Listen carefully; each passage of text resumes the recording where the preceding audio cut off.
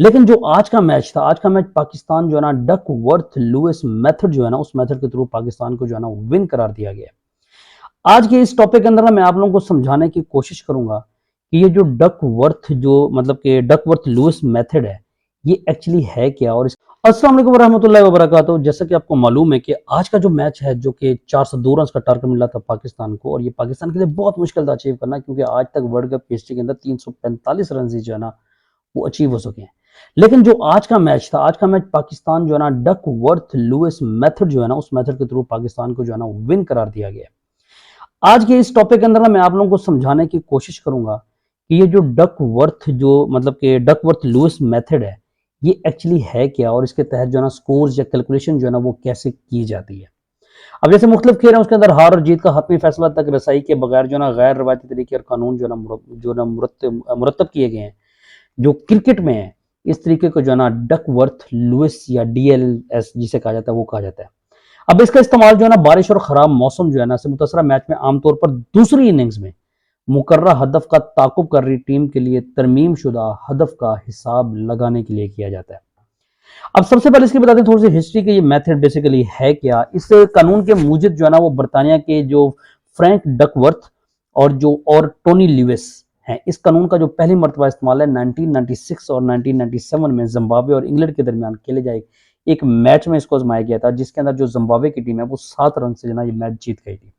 और इसके बाद जो है ना आईसीसी जो बैन अवी क्रिकेट काउंसिल है, उसने बाज़ाब्ता तौर पर इसे 2001 से बैन अवी एक रोजा मुकाबलों में जो है ना वो नाफिज कर दिया, और अब इसे टी20 मुकाबलों में भी जो है ना वो इस्तेमाल किया जाता है।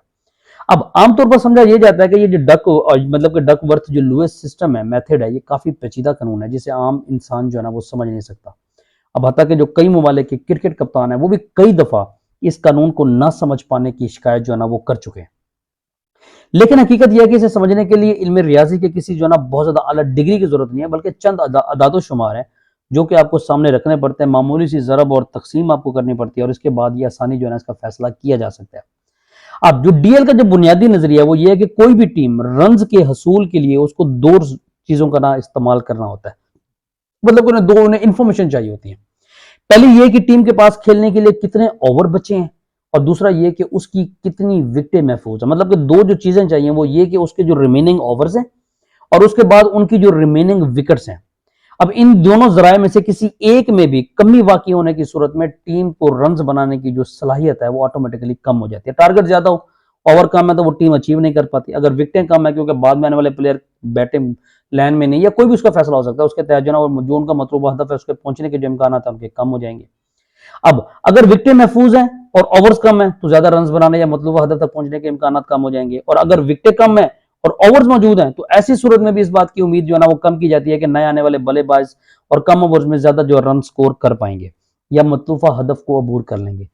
लिहाजा टीम के जो रन स्कोर करने की सलाहियत है बुनियादी तौर पर इन दो रिसोर्सेज की जो इंफॉर्मेशन है उसके ऊपर मुनहसर हो जाती है।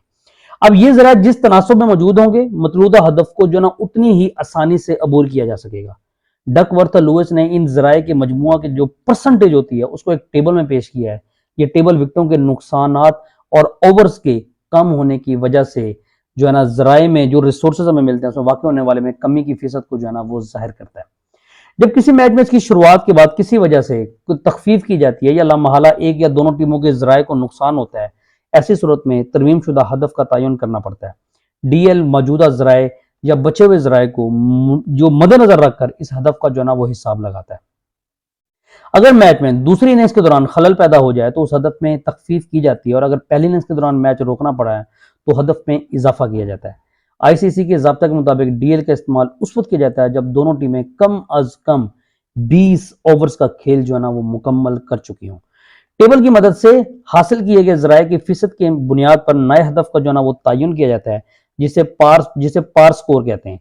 आमतौर पर इशारिया में फ्रैक्शन में जाहिर होता है। अगर दूसरी इनिंग्स में बल्लेबाज करने वाली टीम इस हदफ से आगे निकल चुकी होती है तो उसे जो है ना वो फातेह करार दिया जाता है। अब आज के मैच के अंदर भी बता दें, क्योंकि पाकिस्तान की टीम भी जो है वो 20 ओवर्स खेल चुकी थी, न्यूजीलैंड की जो टीम है वो 50 ओवर कंप्लीट कर चुकी थी, तो उनका ये कानून तो लागू हो गया कि 20-20 ओवर्स के अंदर दोनों टीमों को खेलना जो है ना वो खेल चुकी हैं दोनों टीमें। अब डीएल लागू होगा। जो डीएल के मुताबिक जब बारिश हुई थी तो उस टाइम पाकिस्तान को स्कोर चाहिए था, जब पहली दफा बारिश हुई थी, कि 150 स्कोर पाकिस्तान का 60 स्कोर था, पाकिस्तान 10 स्कोर जो है ना उसे ऊपर था। अब उसके बाद मैच दोबारा स्टार्ट होता है, फखर जमान जो है ना वो एक ओवर के अंदर 20 स्कोर बनाते हैं, जिसमें बाबर आजम का एक छक्का भी शामिल है। और वो टर्निंग पॉइंट था पाकिस्तान के लिए, वो ओवर पाकिस्तान के लिए बहुत अच्छा था, क्योंकि पाकिस्तान को जिस टाइम दोबारा बारिश होती है उस टाइम जीतने के लिए स्कोर चाहिए था 179, लेकिन पाकिस्तान का स्कोर था 200। मतलब कि वो अपने डीएलएस मेथड के थ्रू जो है ना वो 21 स्कोर ऊपर थे। तो ये वो वजह थी कि पाकिस्तान को जो है ना जीतने के लिए जो टारगेट डीएलएस के थ्रू था वो पाकिस्तान ऊपर था, तो पाकिस्तान को जो है ना उतने ही स्कोरों से विन जो है ना वो करार दे दिया गया।